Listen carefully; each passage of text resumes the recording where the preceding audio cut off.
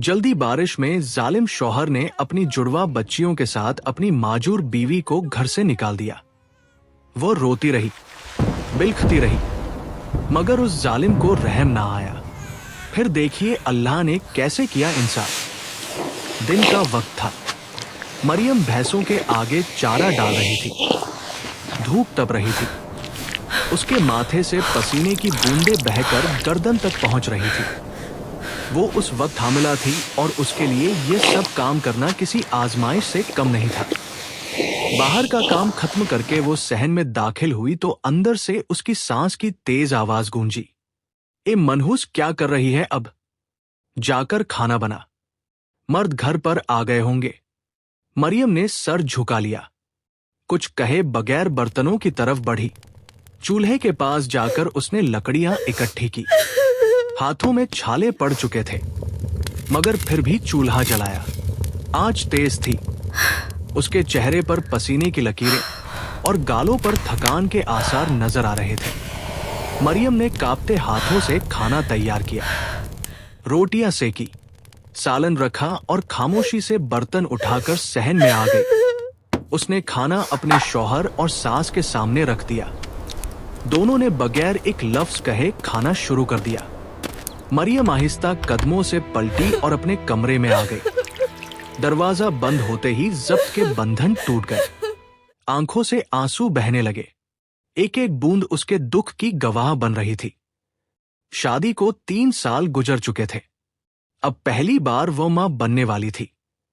दाई ने बताया था कि वह जुड़वा बच्चों की मां बनने वाली है, मगर वह नहीं जानती थी कि बेटे हैं या बेटियां। सास और शौहर ने पहले ही कह दिया था, हमें बेटे चाहिए। अगर बेटियां हुई तो तुम्हारा यहां कोई ठिकाना नहीं। मरियम के लबों पर खामोशी थी, आंखों में खौफ और दिल में एक अनजाना सा बोझ। यूं ही दिन गुजरते गए और वो वक्त भी आ गया जब मरियम को शदीद दर्द उठा। गांव की दाई को बुलाया गया। कुछ देर बाद दाई कमरे से निकली तो खुशखबरी सुनाई। मुबारक हो, 2 बेटियां हुई हैं। मरियम के चेहरे पर खुशी की एक झलक आई, मगर अगले ही लम्हे दिल दहल गया। सास और शौहर के चेहरों पर सख्ती छा गई। नासिर गर्जा, तू है ही मनहूस। पहले जहेज में कुछ नहीं लाई, अब बेटियां पैदा करके बोझ बढ़ा दिया। सास ने भी ताने दिए और दोनों वहां से चले गए।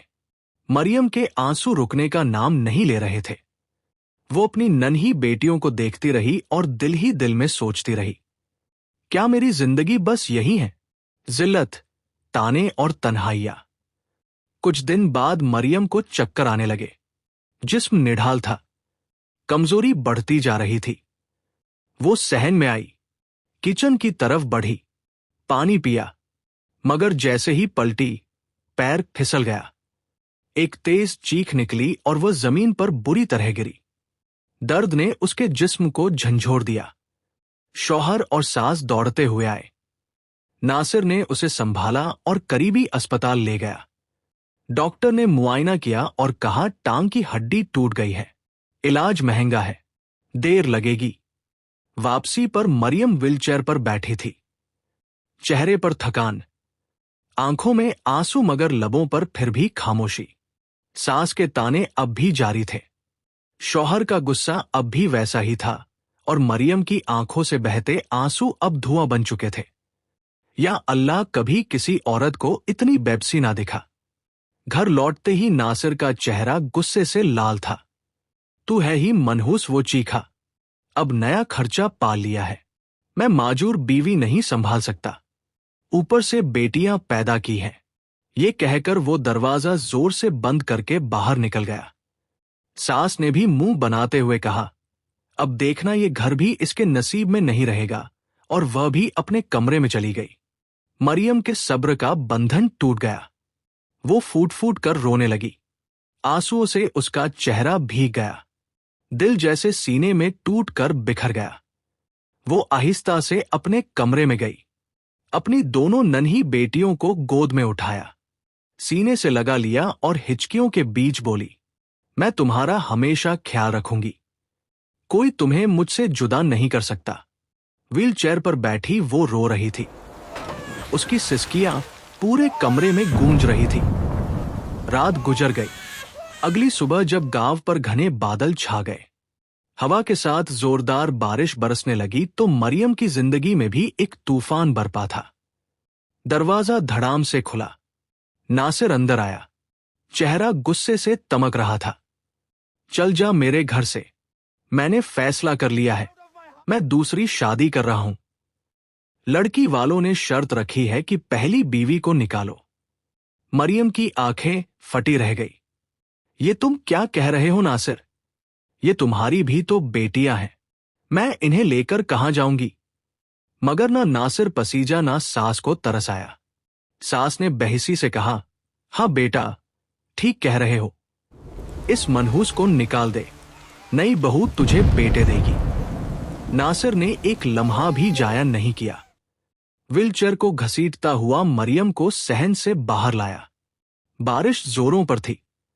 तूफानी हवाएं, तेज बारिश और उसके साथ मरियम की सिसकियां। नासिर, खुदा के लिए दरवाजा खोल दो। मैं कहां जाऊंगी?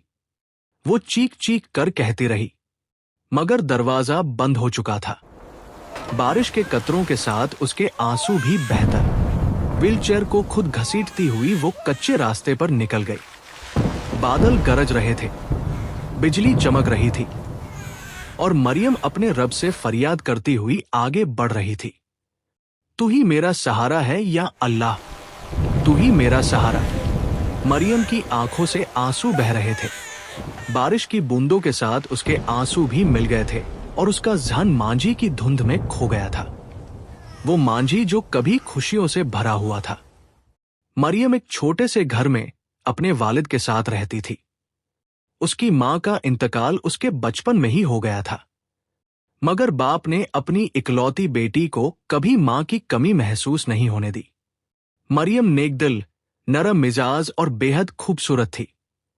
उसके चेहरे पर सादगी ऐसी थी कि देखने वाला खुद ब खुद रुक जाता।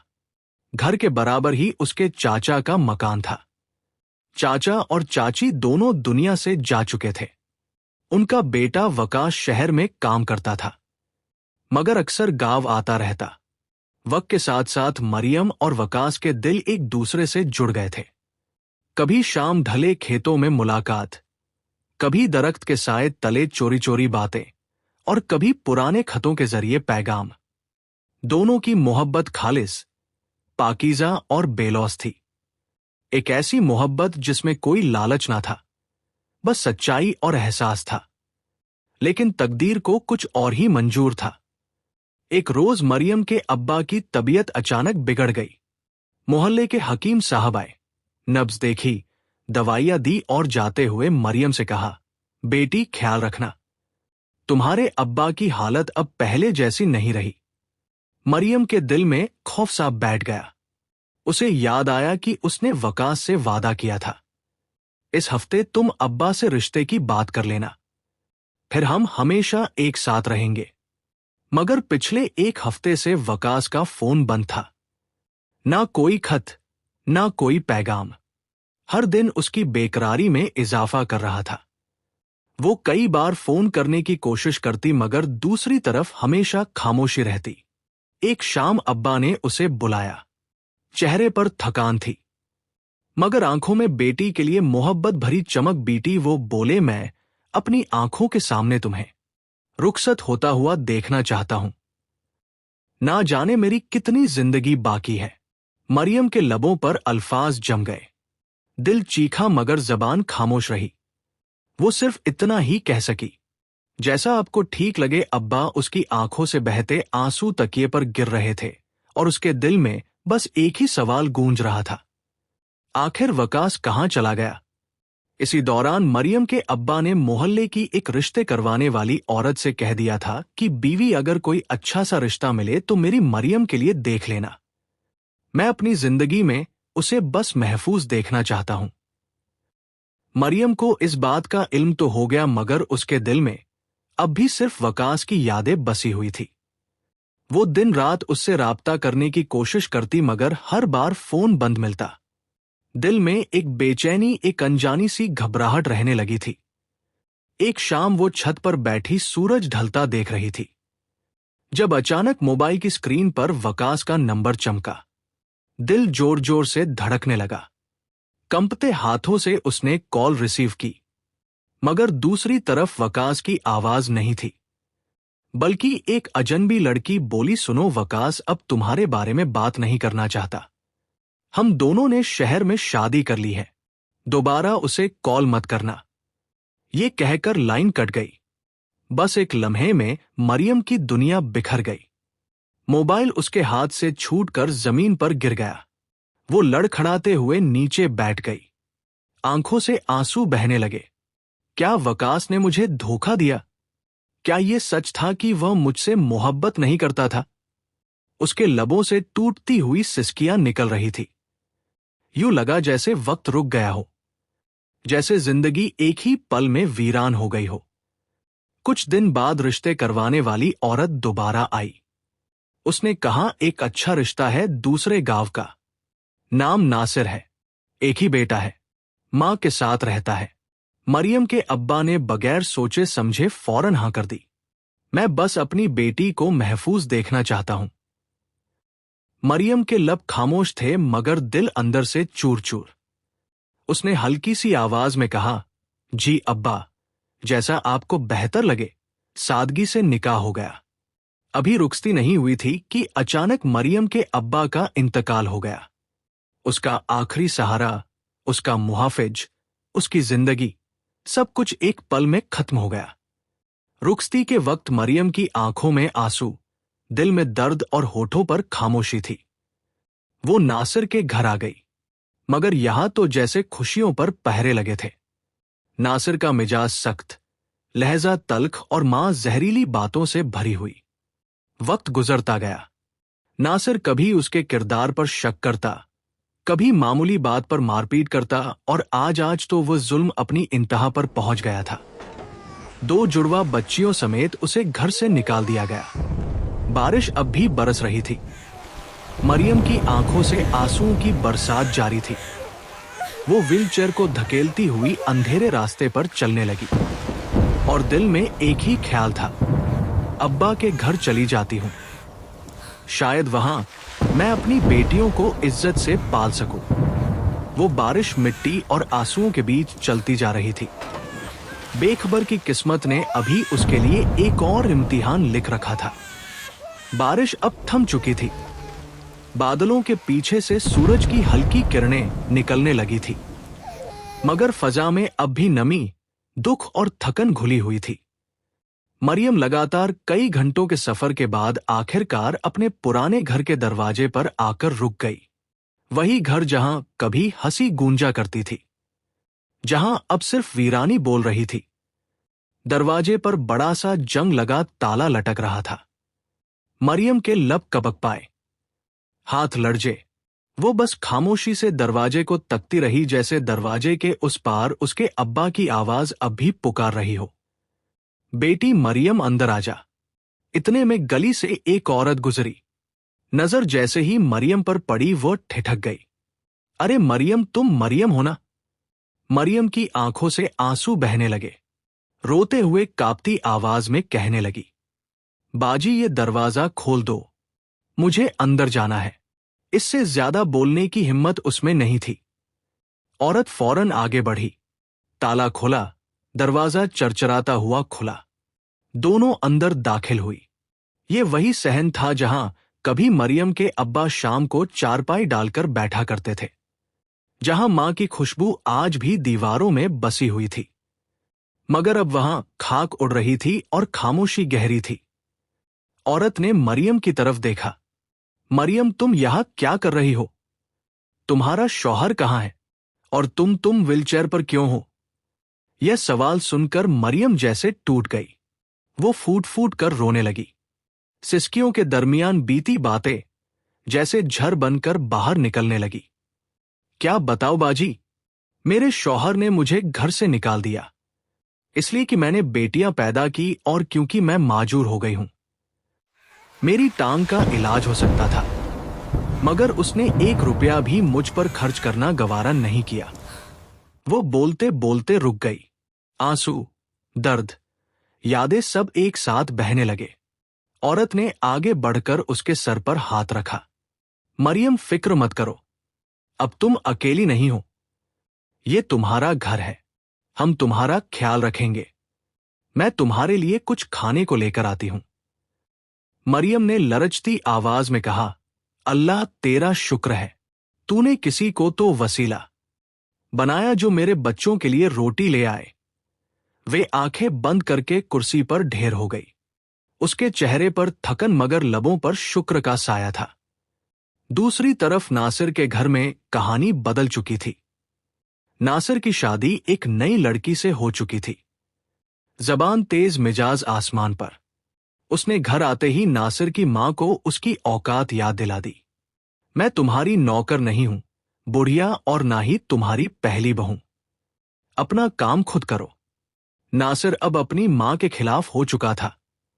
उसकी मां दिन रात रोती, या अल्लाह मरियम जैसी नेक बहू दी थी। मैंने खुद ही उसे बद्दुआएं दी, अब सजा मिल रही है। इधर मरियम अपने बाप के पुराने घर में अपनी जुड़वा बेटियों के साथ नई जिंदगी शुरू कर चुकी थी। धीरे धीरे उसने फिर से अपना पुराना हुनर याद किया। सिलाई मशीन को साफ किया, धागे डाले और सुई हाथ में ली। अब वह गांव की औरतों के कपड़े सीकर अपनी रोजी कमाती थी। कपड़ों के टांके उसकी जिंदगी के जख्मों की तरह थे। हर सिलाई के साथ वो अपना दुख सीने में छुपा लेती थी। यूं वक्त गुजरता गया और देखते ही देखते मरियम को उस घर में आए 1 साल बीत गया। अब वो पहले जैसी नहीं रही थी। अब वो मजबूत थी, खुददार थी और उसके चेहरे पर एक मां की रोशनी थी। दरवाजे पर दस्तक हुई, हल्की सी, मगर इतनी गहरी कि जैसे मरियम के दिल की धड़कनें एक लम्हे को रुक गई। मरियम ने आहिस्ता से दरवाजा खोला। सामने सेहन में एक साया खड़ा था और अगले ही लम्हे मरियम की आंखें हैरत से खैल गई। वही वकास, वही चेहरा, मगर अब वक्त की धूल में डूबा हुआ, आंखों में पछतावे के तूफान के साथ। मरियम के लबों से बेइख्तियार निकला, वकास तुम। वकास वहीं ठहर गया, ना कुछ बोला, ना हिल सका। उसकी नजरें जैसे मरियम के चेहरे पर जम गई। एक चेहरा जो कभी हंसी से जगमगाता था, आज थकन, दुख और तन्हाई की चादर ओढ़े था। मरियम ने आंसू पोंछते हुए कहा, तुम यहां क्यों आए हो? चले जाओ वकास, मैं अब अपनी बच्चियों के साथ रहती हूं। मेरी जिंदगी में तुम्हारी कोई जगह नहीं रही। वकास के कदम जैसे जमीन में धंस गए। टूटे लहजे में बोला, मरियम, तुम ऐसा क्यों कह रही हो? मैं आज भी तुमसे मोहब्बत करता हूं। तुमने ही तो शादी कर ली, मुझसे मुंह मोड़ लिया। मरियम की आवाज काम गई। मोहब्बत? तुमने मोहब्बत नहीं की वकास, तुमने तो मुझे धोखा दिया था। तुमने दूसरी लड़की से शादी कर ली थी। वकास ने सर झुका लिया, फिर आहिस्ता से बोला, नहीं मरियम, तुम्हें जो बताया गया वो सब झूठ था। मेरे साथ हादसा हुआ था, बहुत बुरा एक्सीडेंट। मैं कई दिन बेहोश अस्पताल में पड़ा रहा। मेरा फोन मेरे दफ्तर की एक लड़की के पास था। वो मुझसे मोहब्बत करती थी। जब उसे पता चला कि मेरा दिल तुम्हारे लिए धड़कता है तो उसने तुम्हें झूठा फोन किया कि मैंने उससे शादी कर ली है। मरियम की सांस जैसे रुक गई। क्या वो लरचती हुई बोली? वकास की आंखों में आंसू आ गए। जब मुझे होश आया तो महीने गुजर चुके थे। मैं तुम्हें ढूंढने आया, मगर सुना तुम्हारे अब्बा का इंतकाल हो गया और तुम शादी करके उस गांव से रुखसत हो चुकी हो। मैं तब से हर बार यहां आता रहा, इसी उम्मीद में कि शायद कभी तुम लौट आओ, और आज तुम मेरे सामने हो। मरियम की आंखों से आंसुओं की बारिश बरस पड़ी। वो जमीन पर बैठी, चेहरा दोनों हाथों में छुपा लिया। ये एक गलतफहमी, एक झूठ हमारी पूरी जिंदगी बर्बाद कर गया। वकास उसके करीब आया। आवाज में नरमी थी, सच्चाई थी। मरियम, अब तुम अकेली नहीं हो। मैं तुम्हें यहां इस हाल में नहीं छोड़ सकता। चलो मेरे साथ शहर, मैं तुम्हारी टांग का इलाज करवाऊंगा। तुम्हारी बच्चियों को मां और बाप दोनों बनकर पालूंगा। मरियम ने रूहान सी आवाज में कहा, नहीं वकास, मैं कैसे जा सकती हूं? लोग बातें करेंगे, ताने देंगे। वकास ने उसकी आंखों में देखकर कहा, मरियम, मैं तुमसे शादी करूंगा। मैंने सुना है कि तुम्हारे शौहर ने तलाक दे दी है। अब तुम मेरा मान हो और मैं तुम्हारा आसरा। लोग कुछ भी कहें, मैं तुम्हारे साथ खड़ा रहूंगा हमेशा के लिए। मरियम की आंखों से खामोशी से आंसू बह रहे थे। वकास ने मरियम से सादगी के साथ निकाह किया था। ना कोई शोर शराबा, ना कोई दिखावा, बस दो सच्चे दिलों का मिलना, जो बरसों की जुदाई के बाद आखिरकार एक दूसरे के मुकद्दर में लिखा गया। वकास मरियम को अपनी बच्चियों समेत शहर ले आया। शहर में उसका बड़ा सा घर था और एक कामयाब कारोबार भी।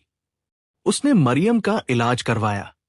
कुछ ही महीनों में मरियम की टांग बिल्कुल ठीक हो गई। मरियम जितना वकास का शुक्र अदा करती उतना कम था। वकास ने कभी एक लम्हे के लिए भी उसे एहसास नहीं होने दिया कि वो तलाक याफ्ता है या कि ये उसकी अपनी बच्चियां नहीं। वो दोनों नन्ही परियों को ऐसे प्यार देता जैसे वो उनका सच्चा बाप हो। मरियम अक्सर रात को सजदे में गिरती और रोते हुए कहती, या अल्लाह, तूने मेरा सब्र झाया नहीं किया। तूने मेरी जिंदगी में रहमत बनाकर वकास को भेजा। अब उसकी दुनिया बदल चुकी थी। एक परस्करण जिंदगी, मोहब्बत भरा घर और मां के चेहरे पर बरसों बाद सुकून। दूसरी तरफ नासिर की मां एक खतरनाक बीमारी में मुब्तला होकर मर चुकी थी।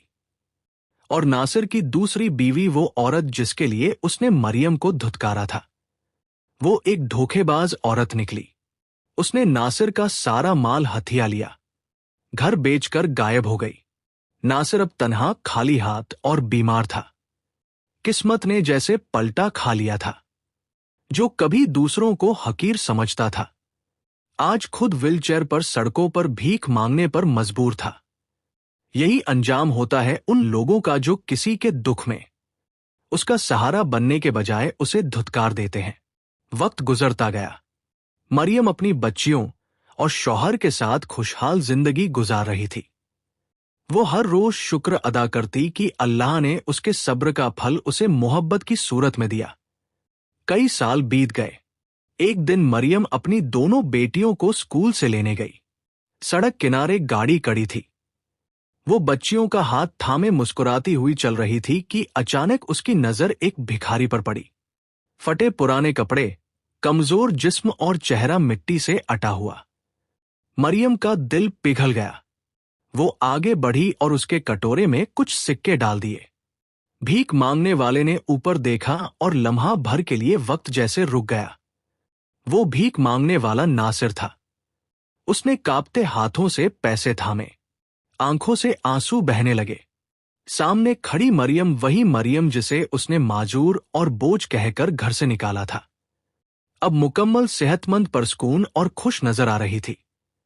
उसके साथ दो खूबसूरत बच्चियां जो उसी की बेटियां थी। मरियम ने बगैर कुछ कहे मुस्कुराकर सर झुकाया और अपनी बच्चियों का हाथ थामे आगे बढ़ गई।